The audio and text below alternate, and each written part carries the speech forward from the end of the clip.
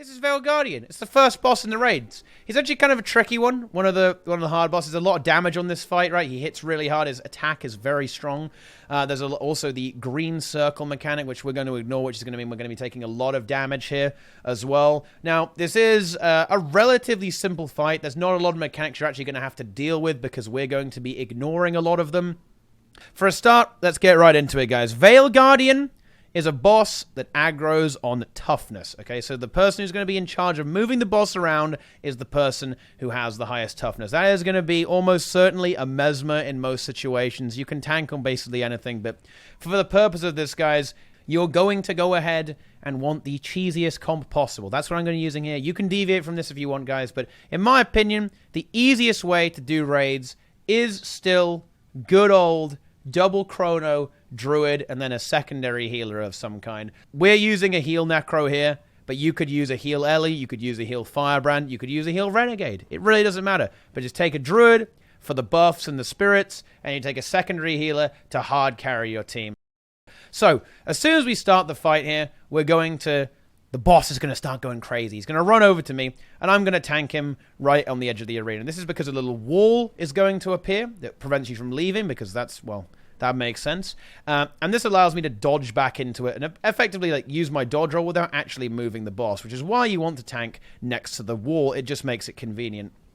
The boss is going to move over, and he's going to use several attacks. The first one, and this is arguably the most important one in this situation, is actually going to be the blue circles. So he will occasionally spawn blue circles under players, around him and near allied players. Now, after a short delay, they are going to teleport you somewhere in the arena. This is really bad, okay? Because if you go downstate, obviously your team has to go and run and get you, but also it's going to interact with the green circle mechanic as well.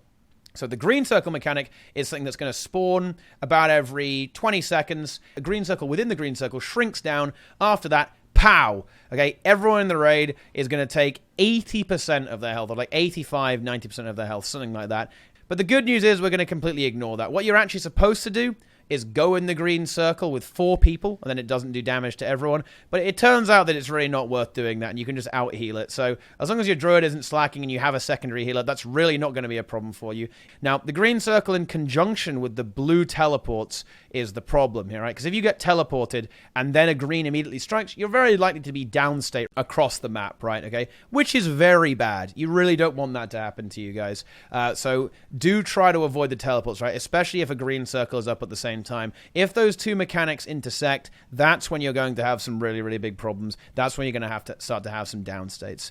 Other than that, there's not much going on at this point in the fight. There will be seekers as well, these red things that will be moving towards us, and they spawn about the arena near the center, and then they're going to move at us, okay, and if they get to you, they have this AoE. It does a huge amount of damage. What we're going to be doing here is we're going to be using a druid with Glyph of Tides to push them away. Your off chrono could also use focus. Hell, your tank chrono could even use focus to pull them away. But any class can do this, right? So you could greatsword pull them away on your guardian or something like that. You can fear them away with necro. You can epidemic them to slow them down, right? You can even epidemic bounce off them and stuff like that. So there's a lot you can do here. There's going to be multiple up at the same time, 3 or 4, an additional one in the last phase.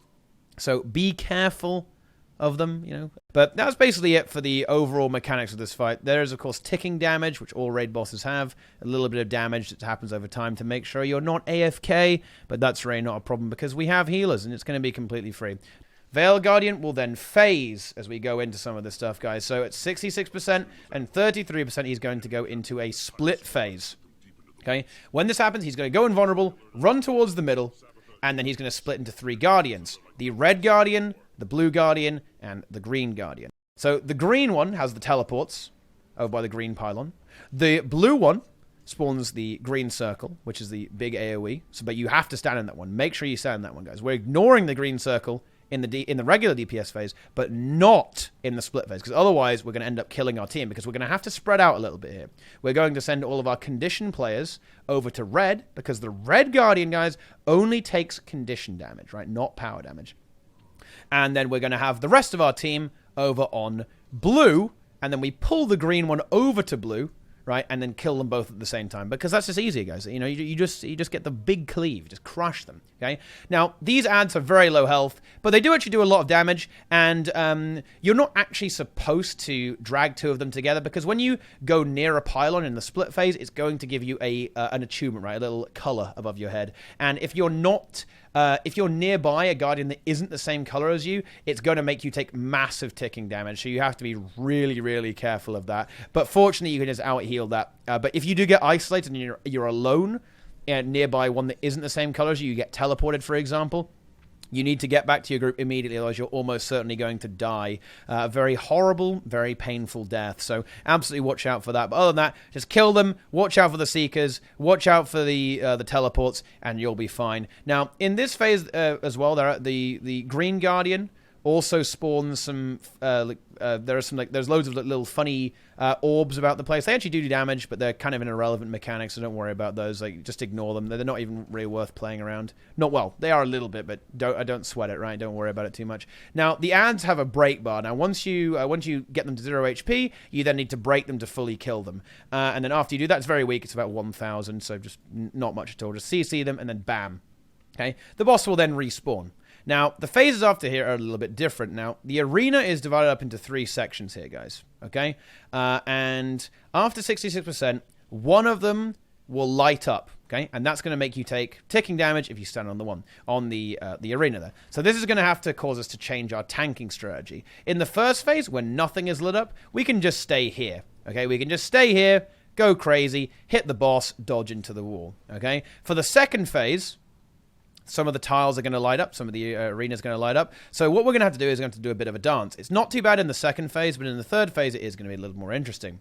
So what we're going to do in the second phase, in 66%, to mitigate this mechanic, is we're going to stay here. And then when the field lights up, we simply move over to the other side. And then we're just not in the AoE anymore. It's simple, guys. It's a little bit more complicated at 33%, but we're not there yet. Okay, we're not there yet. Below 66%, he also does have a break bar. Now, the break bar is really not that scary. It can be dangerous if you get really unlucky.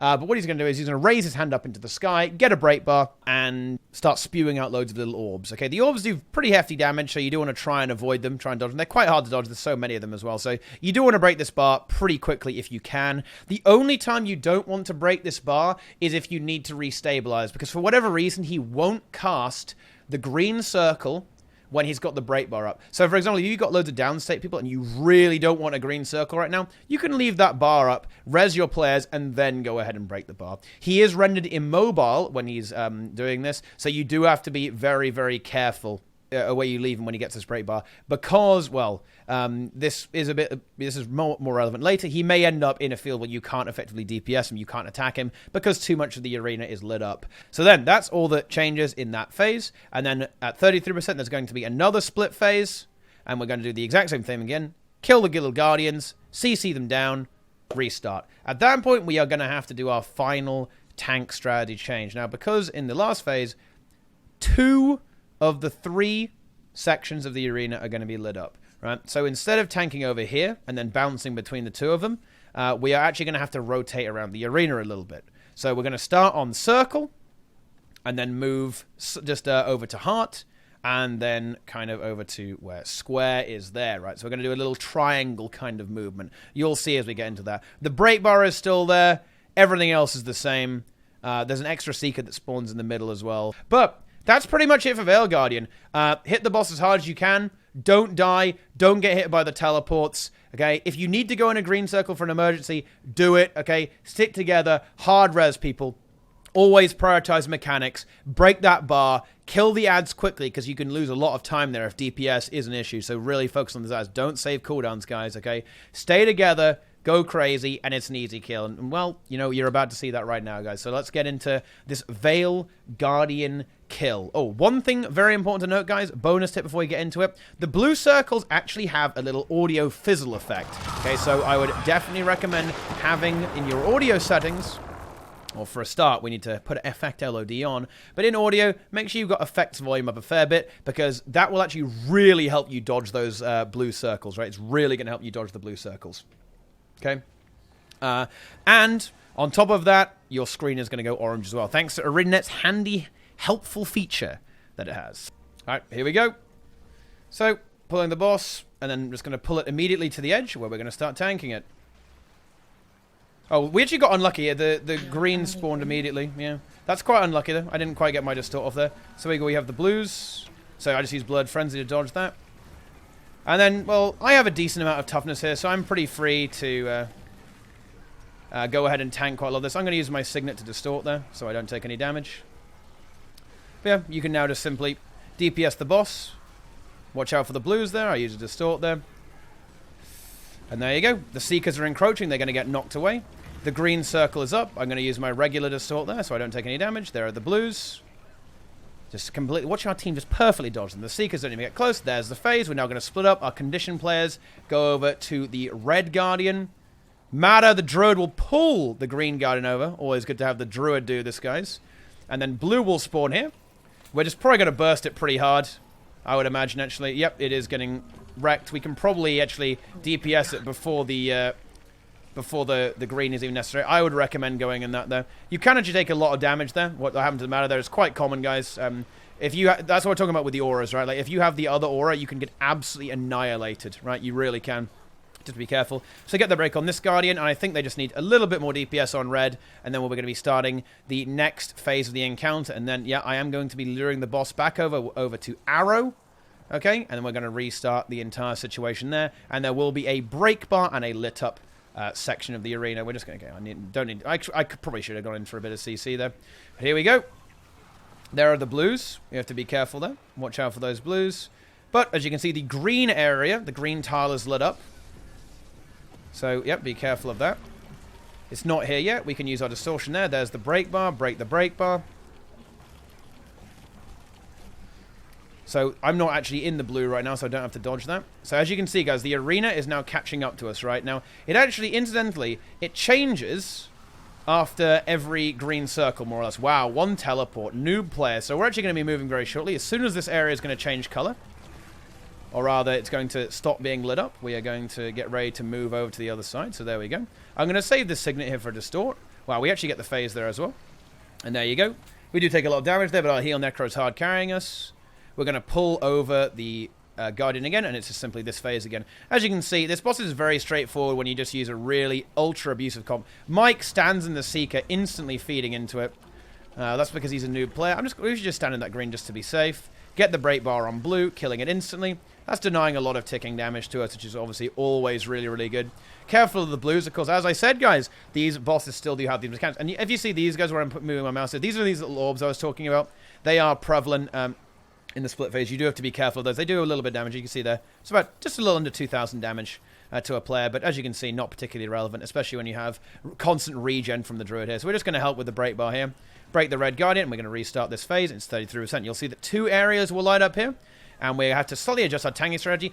I like to tank in the middle here, so we don't have to move too much. This, of course, does mean you have to be a little bit clever with your tanking here as well. You have to use a lot of blocks here to get away with this. You can use our distort there so we don't take any pressure. Don't worry too much about DPS, guys. If you're playing tank chrono, just worry about surviving, right? That's all it really is. Just worry about not being dead and your boon output, right? That's what you're here for. There's going to be a blue soon, and we're just going to use a distort there so we don't take damage from... Oh, I actually messed up there. But, you know what, guys? If it isn't this, if you don't mess up a little bit, is it really a guide, okay?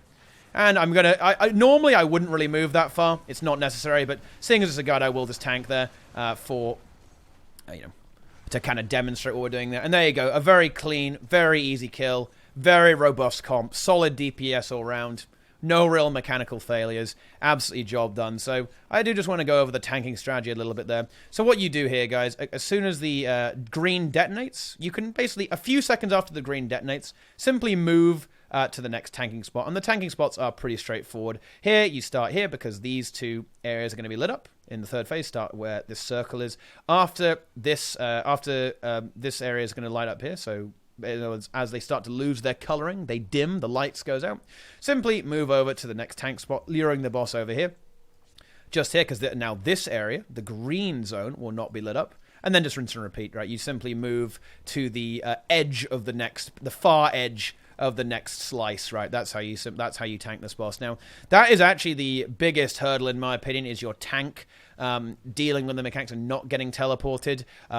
Just if you can, one thing you can do, it's something I didn't abuse there because I was using my blocks quite efficiently. One thing you can do is dodge when you need to dodge. Just dodge back into the wall, right, like that. Just like dodge back into it, and that will not move the boss, and you can you can avoid those blue circles. Right? That's what you need to be careful as the tank, right? Like, you really don't want to get hit by those blue circles. That's what's really, really important there. Do not get teleported. That's what needs to happen, right? That's the really important thing, guys.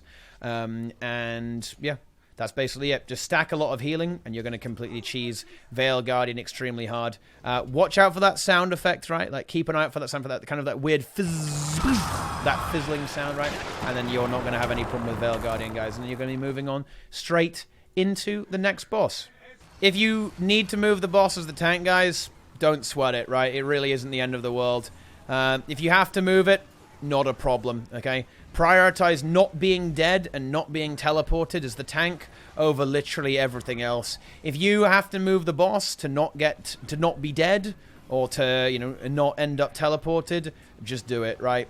Just move the boss. No one's going to be that upset. You're going to lose like 500 DPS on all your DPS players. They're going to be really mad. Their EPs are going to shrink, but that's basically all that's going to happen. It's really not going to be a problem.